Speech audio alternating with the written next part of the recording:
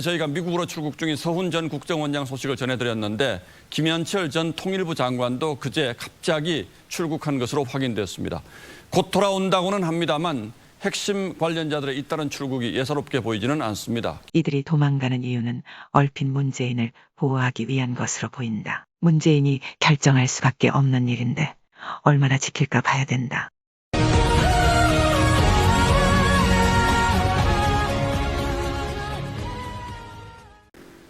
서해 공무원 피살 사건과 북한 탈북 어민 강제 북송 사건은 문재인 정부의 대북 정책과 매우 밀접한 관련이 있다는 의심을 받고 있는 사건들입니다.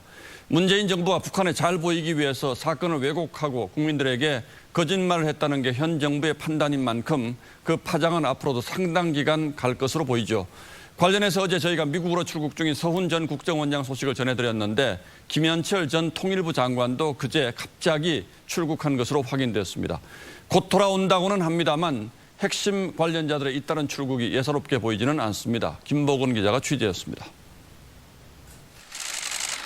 탈북어민들의 귀순 의사를 부인했던 김현철 당시 통일부 장관이 이번 주 미국에 간 것으로 확인됐습니다. 일단 돌아가자, 죽더라도 조국에서 죽자고 합의했다고 진술을 했습니다. 앞서 북한 어민들에 대한 합동신문을 일찍 마치고 현장 조사도 취소하도록 지시한 혐의로 국정원에 의해 고발된 서훈 전 국정원장 역시 지난달 중순 관광비자를 받아 미국에 체류 중입니다.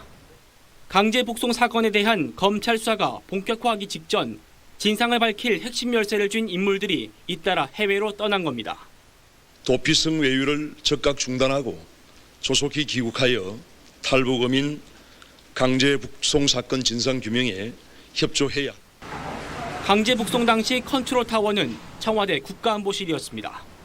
이 때문에 정의용 전 안보실장 역시 북한 인권단체에 의해 직권남용과 직무유기 등의 혐의로 고발된 상태입니다. 대통령께까지 보고된 건 아니고요. 안보실장 책임하에 결정됐다고 볼 수도 있는데요.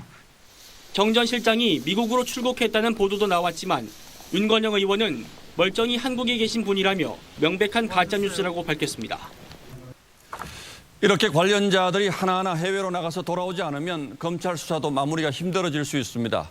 실무적인 최종 책임자이자 문재인 전 대통령과의 연결고리에 있는 핵심 인물들이기 때문에 반드시 직접 조사가 필요할 겁니다.